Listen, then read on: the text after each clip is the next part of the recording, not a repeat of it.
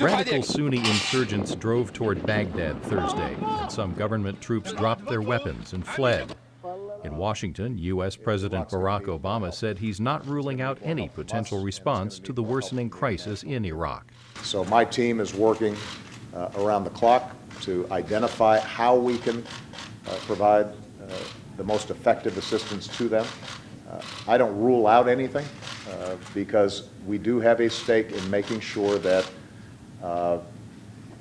these jihadists are not getting a permanent foothold in either Iraq or Syria, for that matter. Mr. Obama said the U.S. has been providing equipment and intelligence aid to Iraqi government forces for months. But the top Republican on Capitol Hill, Speaker of the House John Boehner, sharply criticized the president for not acting sooner. It's not like we haven't seen this problem coming for over a year. And it's not like we haven't seen over the last 5 or 6 months these terrorists moving in, taking control of western Iraq. Now they've taken control of Mosul. They're 100 miles from Baghdad. And what's the president doing?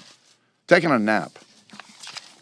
In the Senate, fellow Republican John McCain said the president pulled out of Iraq too soon.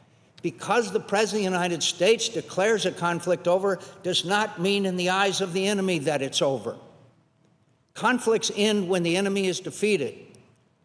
The Iraq War did not end because the forces against Iraq were still, and within Iraq, were still undefeated.